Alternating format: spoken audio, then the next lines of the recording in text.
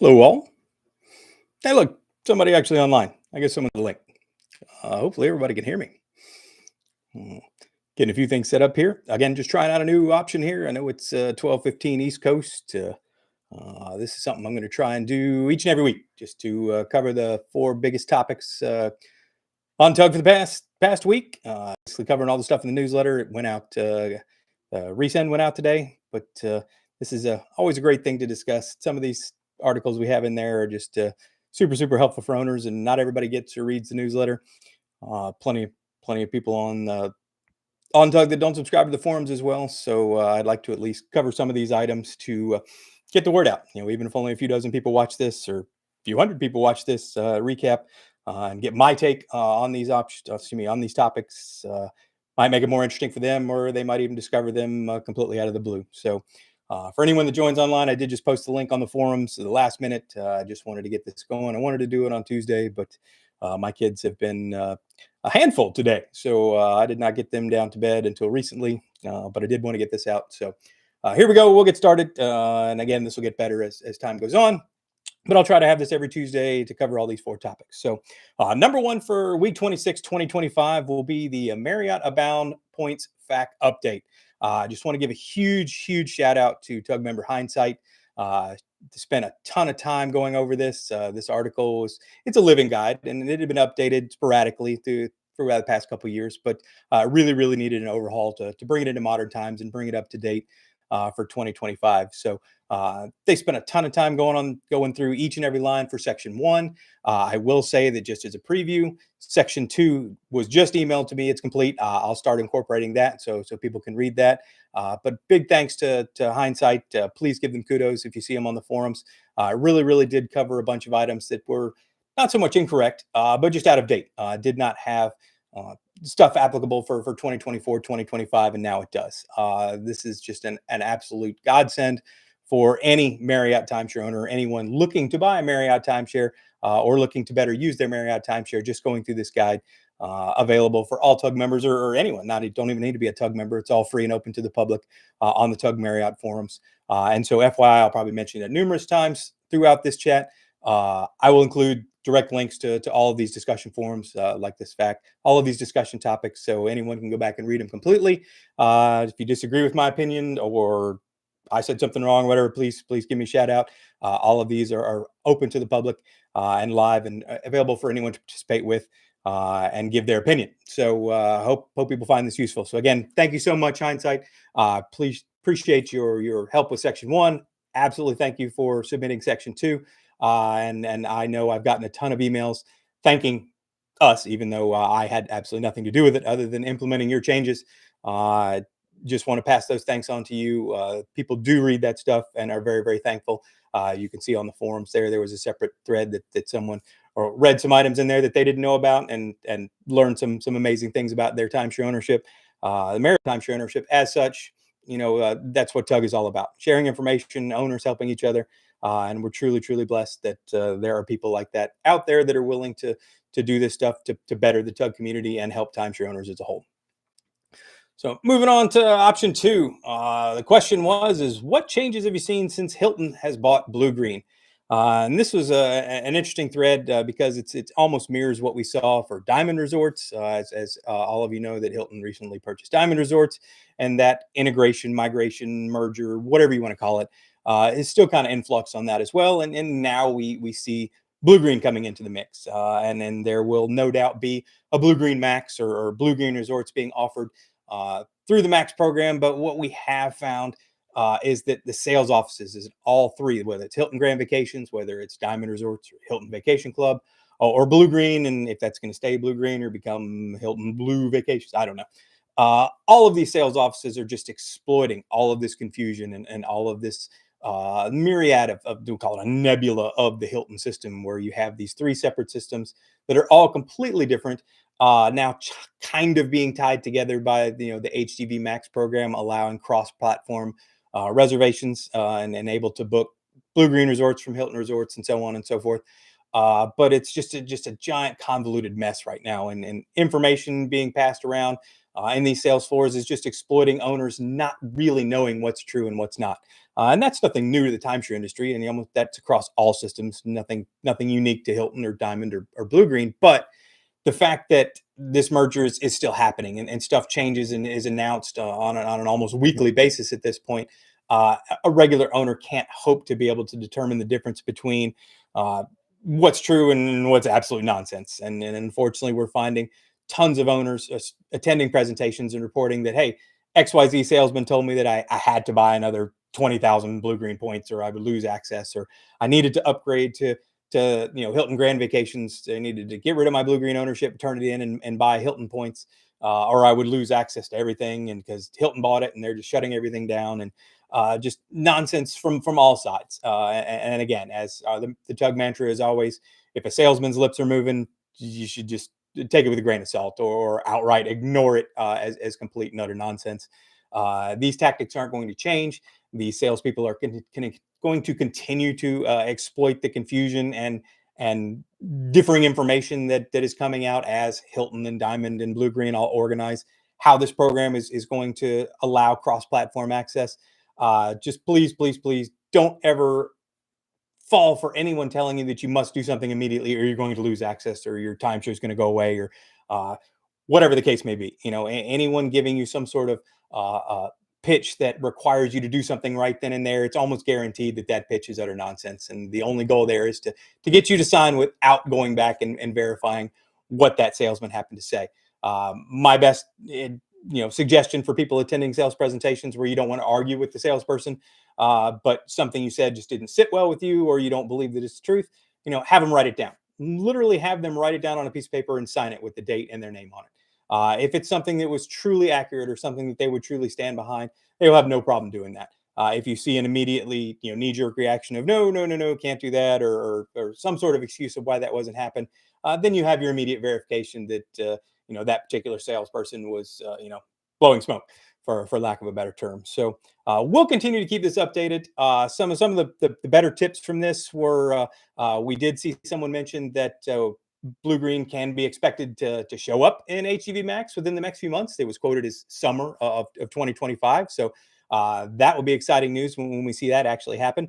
The other option the other important tidbit out of that was, someone mentioned that they are at least announcing, for now, I have no idea if it will stay that the case, but the actual conversion rate between Blue Green points and Hilton Grand Vacation Club points, I think it was a 1.41 Blue Green points to a single Hilton Grand Vacation Club point, and that's was announced at an official either letter or meeting that someone had, or email that they got. Again, whether or not that will stay when this Blue Green starts to become available, and whether that will stay permanently, I highly doubt that will remain the same. Given they went out to 2 decimal points, I have no doubt that there's some algorithm behind the scenes that will continue to adjust that to keep things fair, depending on how many people are joining Max and trying to reserve Blue Green resorts, and vice versa. So again, we'll keep an eye on this. I'm sure this thread will be very popular over the next few months, or future threads like it, as we start to see Blue Green actually being rolled out and available for Hilton Grand Vacation Club's owners, or Diamond Resorts owners, Hilton Vacation Club, or anyone in the HGV Max nebula, so we'll call it. So again, I'll post a link to this discussion in the comments when we're done with this, available for you guys to chime in and share your thoughts, and share my take on how this is going. Or share your story if you had something similar. You went to a sales presentation and you were fed a line of horse pucky. Please be sure to share that, as the more information we can get, and other owners will find it and read it and realize that they're not alone in what they experienced in attending a sales presentation or owner update with their Blue Green timeshare. So item number 3 was the Wyndham ARDA voluntary donation emails that came out within the past couple weeks. If you were a Wyndham owner, you likely got an email from what looked like ARDA. It was actually from Wyndham. But 2 separate emails were sent discussing the quote unquote voluntary donation to ARDA or ARDA Rock. This is something that's been a thorn in my side, this quote unquote voluntary donation for many years, because unfortunately it's just not voluntary in many situations and for many resorts, and that just the term voluntary donation indicates that you need to select you need to choose as an owner to donate, not that it's chosen for you. And I will say that I did confirm with Wyndham that no owners in the Wyndham system are enrolled by default, meaning it is truly voluntary in Wyndham. I wish that were the case for all timeshares, but at least for Wyndham, that is the case. If you didn't specifically check to enroll to donate to ARDA, you would not be donating. You would not be making that $10 donation. What did happen is these two emails were sent. One went to the group of people who have chosen for that voluntary donation, and the other email went to people who haven't chosen to donate to ARDA. And as such, as one can expect when you're talking about what Wyndham has hundreds of thousands of owners. I don't know what the current count is, but not all of those emails are going to be accurate. So it was very clear that some owners who did not choose to enroll in this voluntary donation got an email saying, "Hey, by the way, thanks for choosing to donate to ARDA Rock. You know, that charge is going to be applied to your card within the next couple of weeks." And as you can imagine, for someone who didn't actually choose to donate, to get an email saying thank you for the donation, we appreciate it, would cause alarm, for lack of a better term. And as such, the other email that was supposed to have been sent out for people that didn't donate was, in essence, hey, by the way, you can donate. You know, you can choose to donate $10 to this wonderful foundation that fights for owner rights, which is a whole nother topic that I could spend the next hour on why I have a problem with that. But bottom line is two emails were sent. Some of the emails clearly went to the wrong groups. I can certainly imagine trying to send out hundreds of thousands of emails that they're not going to be 100% accurate. I will say that hopefully no one is being charged that voluntary donation if they didn't opt in to do so. And if so, please let us know.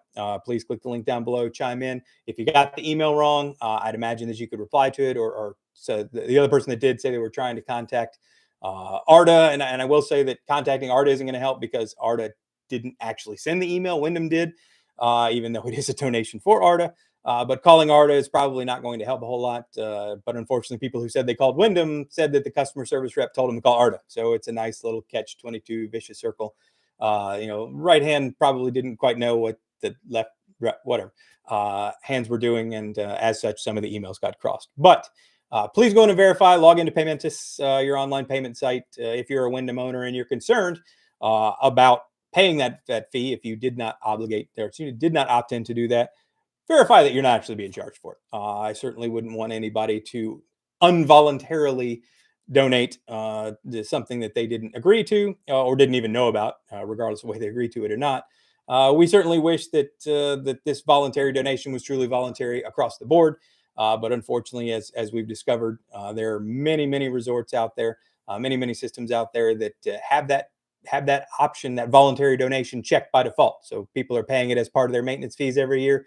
While you technically can opt out, I just don't think a voluntary donation should require any effort whatsoever for you not to pay it. That's the term voluntary for a reason.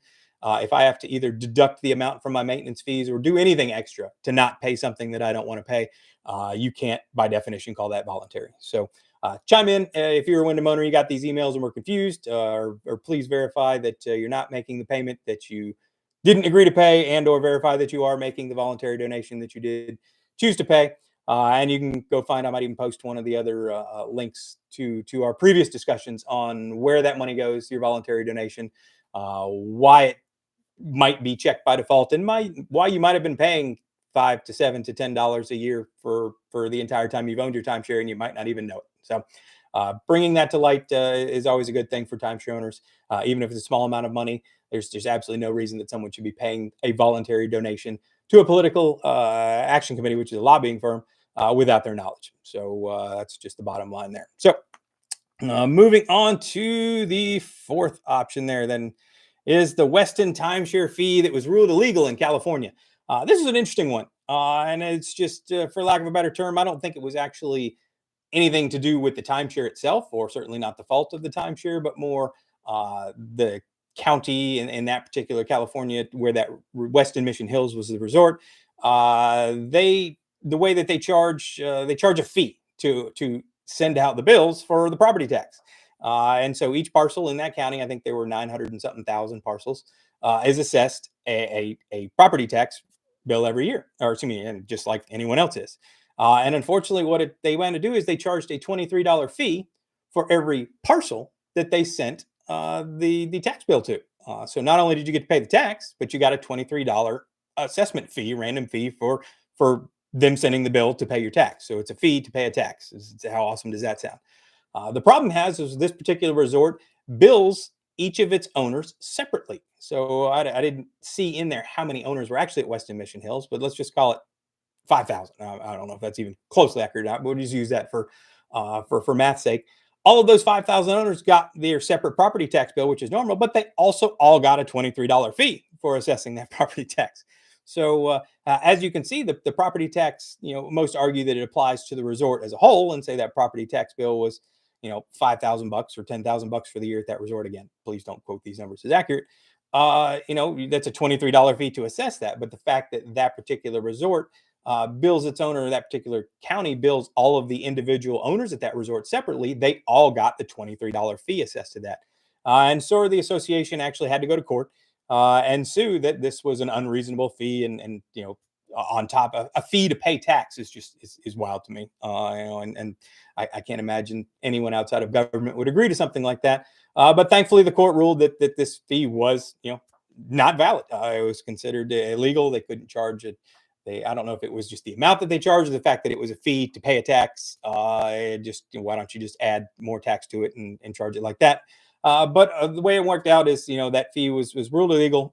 Can't charge it anymore. And as I understood it, and a refund was issued to all of those that had to pay that. So all of those owners at the Westin Mission Hills report, give a big thumbs up to your homeowners association. Although I imagine that it probably wasn't cheap or free for all of the legal to go and litigate that and pay attorneys to do that. Didn't really mention who got attorney's fees were awarded on either side. But even if you're saving $23 a year, that's better than nothing, assuming that it didn't cost you more than $23 a year per owner to pay the attorneys to argue, which that could genuinely be a thing. So they might have been, wagging the dog on that one. But we always like to announce successes for homeowners association. At least they were proactive, felt the fee was unfair, through the legal process to get that fee taken care of, and it was deemed by the courts to be illegal, and they will receive a refund for that. So that is great news, and just a kind of a unique thing. Maybe that will serve as a litmus test or some sort of reference, so that other resorts that may have this see that and like, hey, look what happened in California. Maybe they don't have to go to court because that's already been decided, and they can make much more expeditious use to have that similar fee or a fee like that removed or deemed illegal as well, and have that refunded. So we are all for any savings that someone can have on their annual maintenance fee bills or the cost to own a timeshare. So that covers the four most interesting topics for last week on Tug. They were the 4 items in the newsletter. As I mentioned before, I'm going to post links to each and every one of these discussions down in the comments below. So you can go read the full story, read all of the other owners' inputs, and chime in with your own. Give feedback on my take on those. If I was way off out left field, don't know what I'm talking about, whatever. I'm all about discussion. And if I get it wrong, I'm happy to admit it. But I like to hear from timeshare owners, and hopefully a story that you like will be in next week's newsletter, and we'll cover it next Tuesday when we discuss all these ones. So again, I hope to see everyone next week. I will be sure to announce the time earlier in the day so that everyone can chime in. It will be Tuesday evening, even though now we're technically at Wednesday, but it's still Tuesday on the West Coast. So hopefully those of you that chimed in are West Coasters, and I'll get better at this. I'll have it, if I can set a set time to have this every Tuesday to talk about this. And I will say that a couple of you online, if you have any questions, you're welcome to type into the chat. I will still offer, if you got timeshare questions, I'll even do a personal assistance thing for people. If they happen to have a timeshare question or need an answer, that's what I'm here for. I love to talk timeshares.